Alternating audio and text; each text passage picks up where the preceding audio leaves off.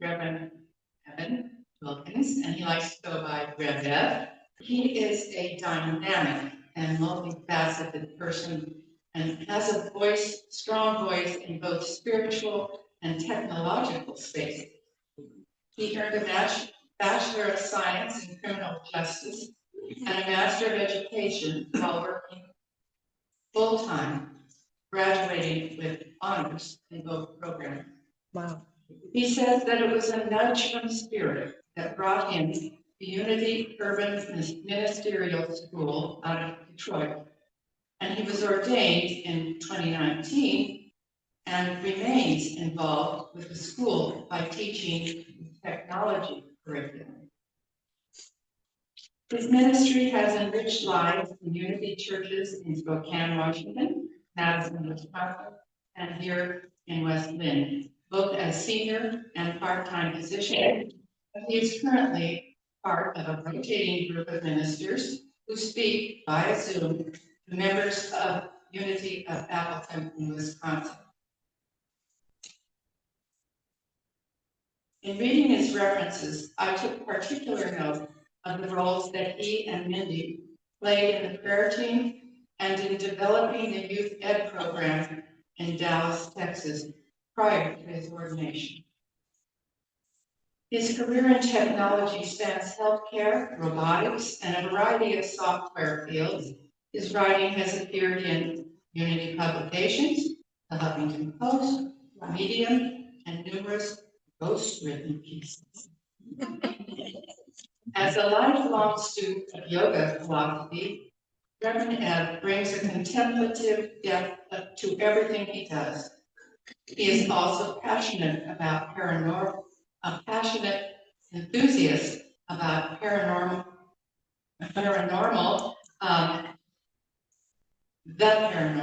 and he is the creator of the Paranormal Geek on Substack, and he hosts a podcast available on Spotify and Apple. He is originally from Texas, and he and Mindy now live here in our beautiful Northwest with their beloved fur children. Please give a warm welcome to Reverend Ev.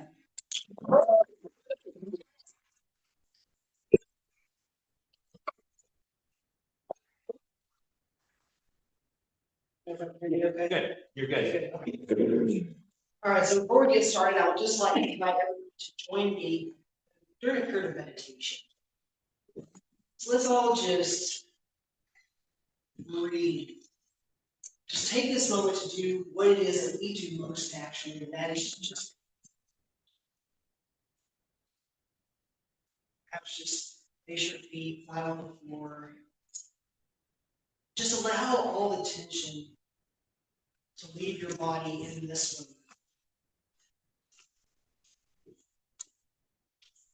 Maybe you close your eyes or find a spot to soften your gaze. Just entering into this moment with a willingness to just be present. And just be here and be there now.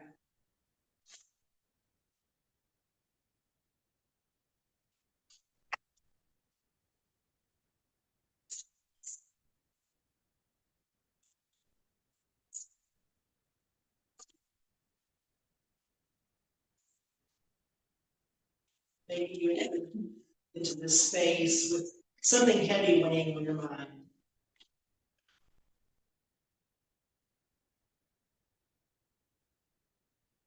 Just be willing to release it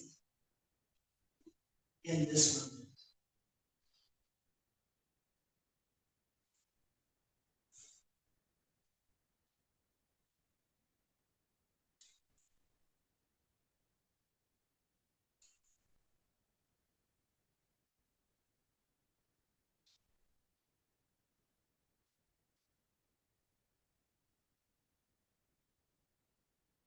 Maybe you feel heavily burdened. Anxiety. Or fear from moving into a new year, unsure of what it holds. I invite you to be willing to Just take a moment to release it now in this moment.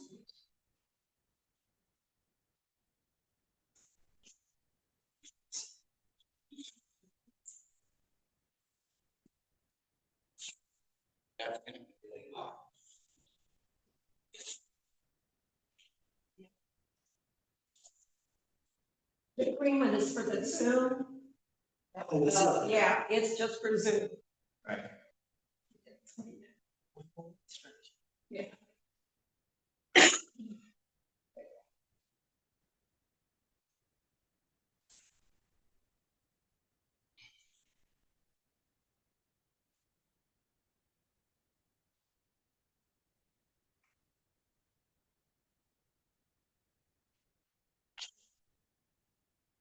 Let's just take a moment to just scan our bodies and find where we have any remaining tension or anything that we feel may be stopping us from just practicing release in this moment. Just allow yourself to just let it go.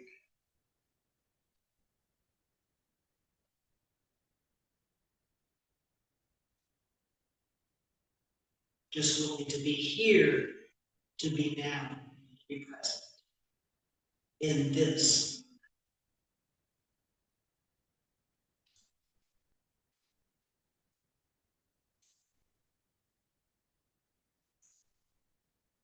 And so it is, and so we allow it to be.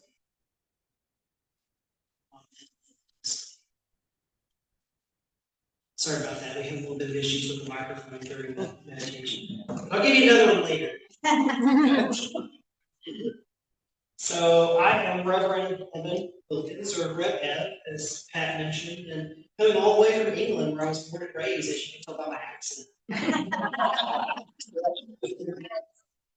Okay, I'm kidding. Mindy and I are both born and raised in Texas.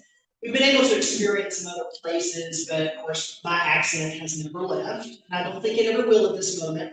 Mindy likes to joke and say that hers is as bad as mine. So please, if you can check a Texas accent with Mindy, be sure to let her know.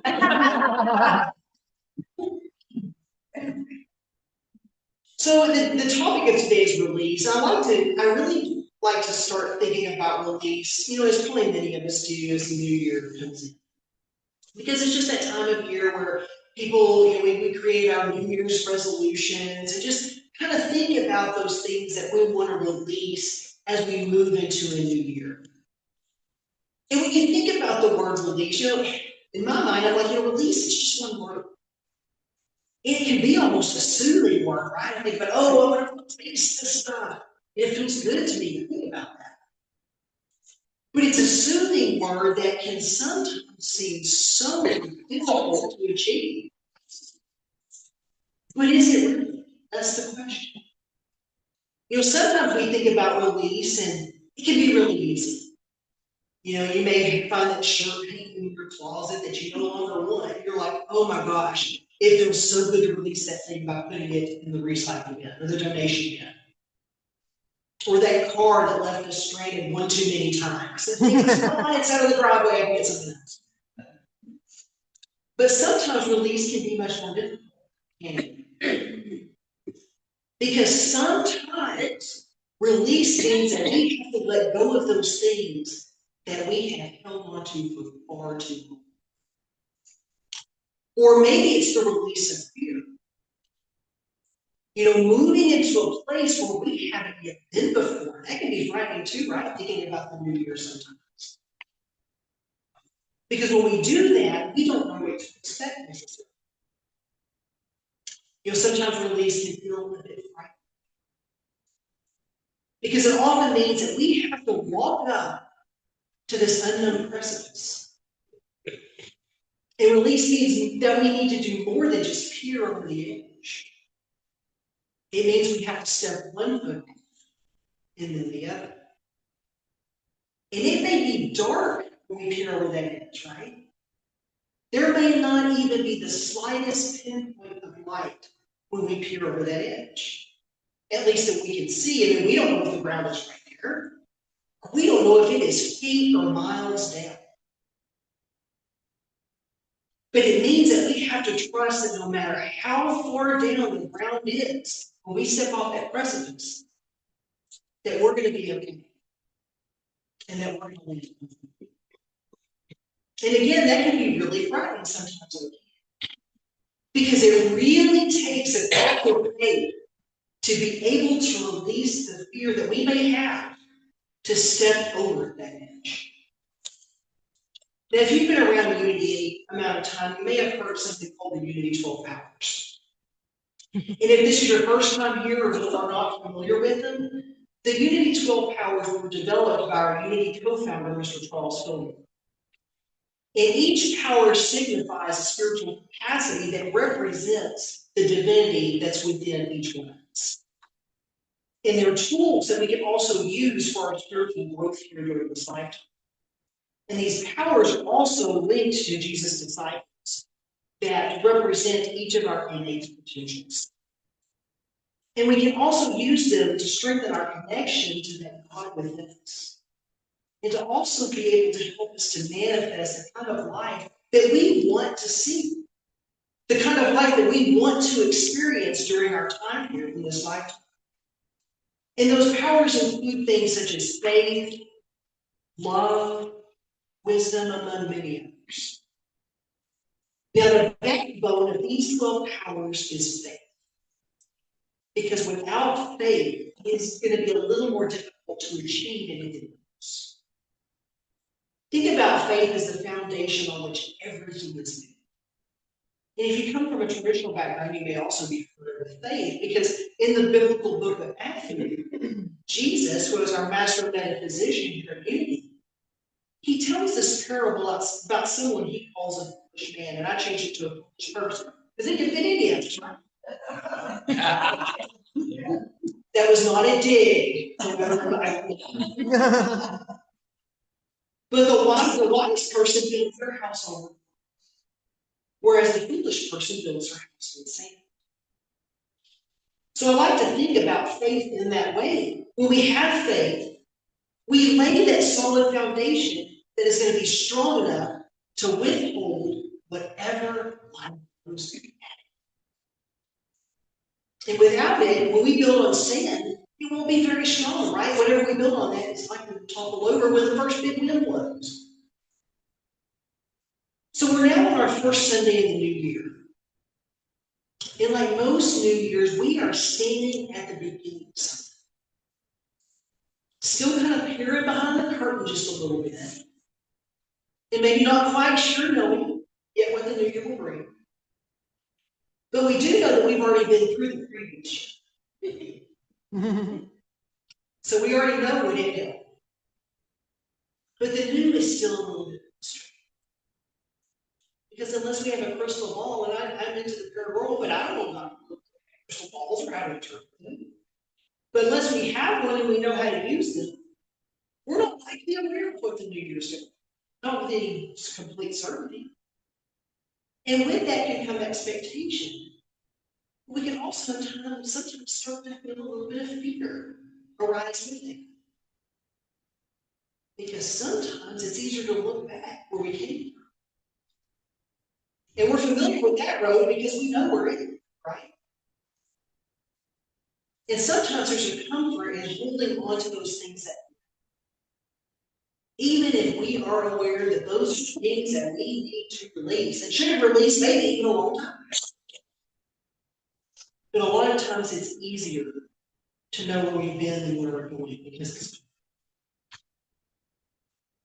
Now, when I start to plan a Sunday talk, I like to take whatever theme or topic that I'm going to speak about. And I like to look it up and see what our Unity co-founders have to say about it. And that's Mr. Charles Fillmore that I mentioned a little while ago in his work. But I did this with the word release. And I found that Mr. Charles Fillmore once defined it as letting go of limiting thoughts, of negative emotions, and of old patterns.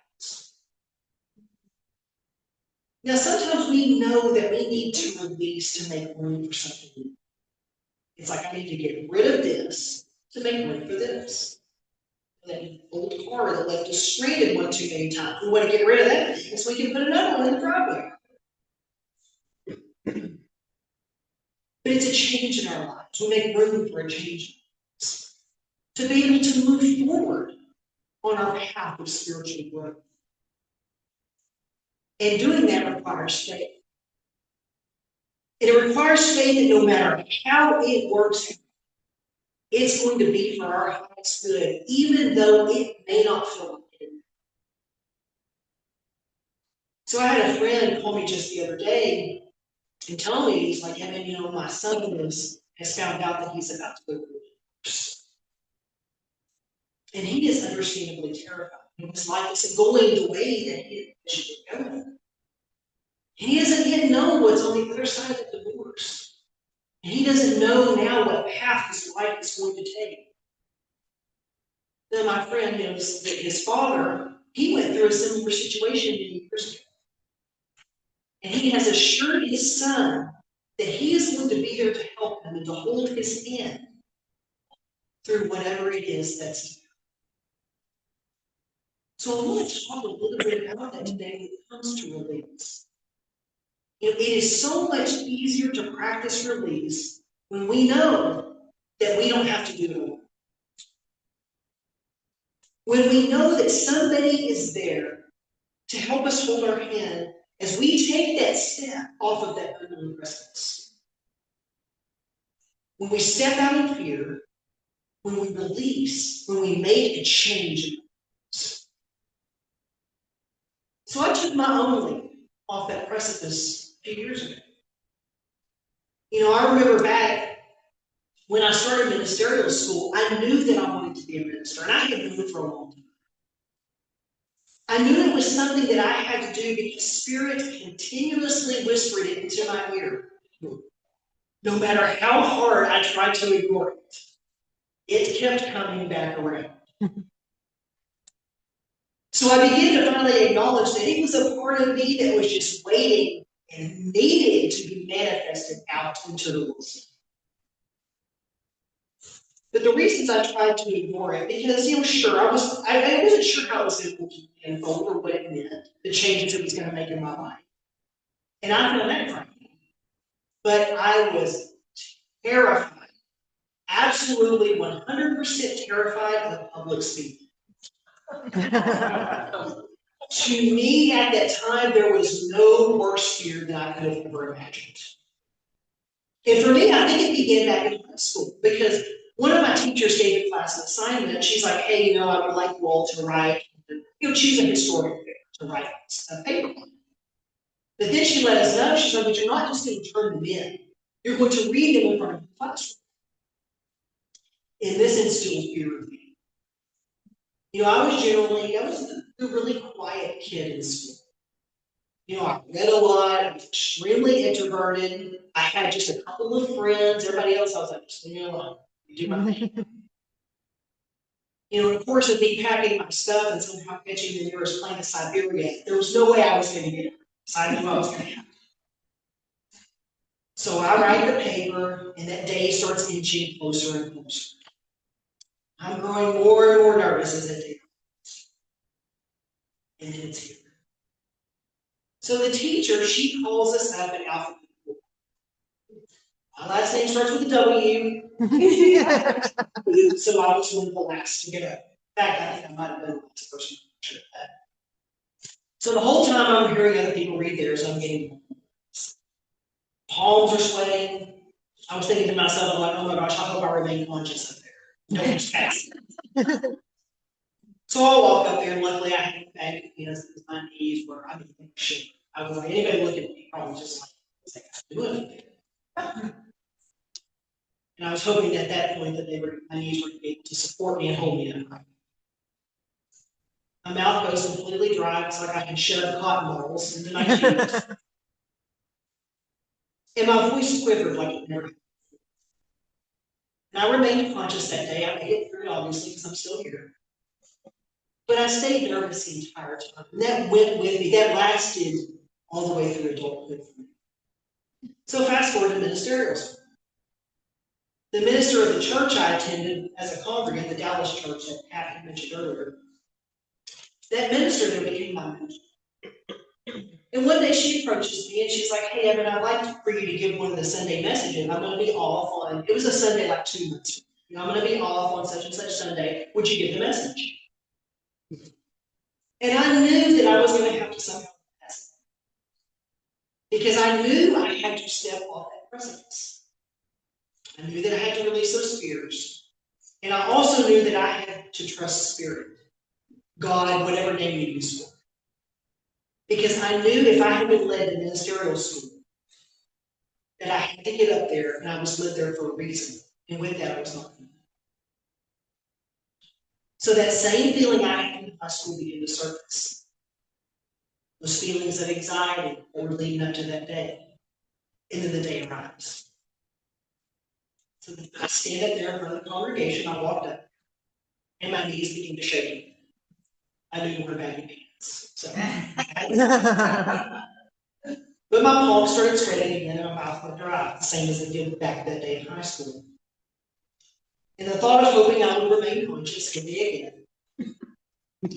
But then something happened, something different. I looked out at the congregation and I suddenly knew that I wasn't. Because I knew that every single one of those people sitting out there that day was walking through that journey with me. They supported me. And they wanted me to succeed. And they all knew that I was nervous. But they were willing to help me walk past that fear together, hand in hand. And I knew that day that when I stepped off my precipice that I wasn't doing it alone. And now here I am. You know, of course, I still get nervous. I was talking to Ari about that before the service started.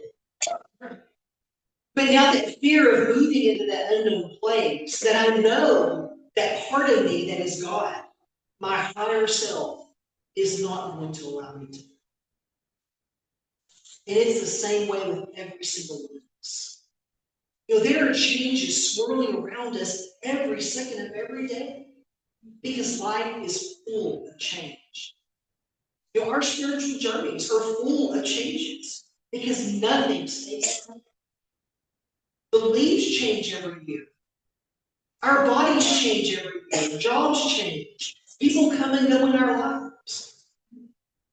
But without change, we'd be left without the opportunity to grow, to expand. Without the opportunity to evolve upon this spiritual life. You know, Charles Fillmore once said this about change. He said that we must embrace personal evolution, not stagnation, to experience spiritual growth and mastery. And often change means that we have to release. We may have to perhaps release the way that we've always done it. Look at things a new way. Be willing to step off of a new precipice. But the good news is that we can do so in faith. Because we know when that inner voice is calling us to release. That inner voice, it is our higher self, or God, or again, whatever name you use.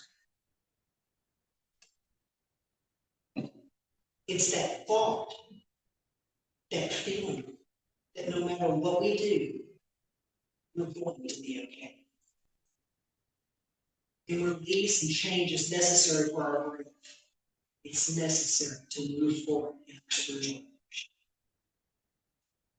life. Now, even when we do so in faith, it doesn't mean that it's not going to be right sometimes, because it is. Faith doesn't mean that we don't feel fear, that fear has just been completely wiped out. But faith means that we do it despite those feelings of fear. Because no matter how far down the ground is when we step off that precipice, we are going to be okay. We're going to be just fine. And we're going to do it all together. You know, I look out and see community here. You know, I've heard Ari mention the comedy show and with her and Pat, but you laughed together. Mm-hmm. And I see that community here today. So we've got our church communities. We've got our families. We've got our friends to help us walk through what we need to release. We've got that inner small voice within us that is telling us that it is okay to release. that small voice that is God. Ron Doss once said that we are all just walking each other home. And I like to think that that also means we're all walking each other through what it takes to get home.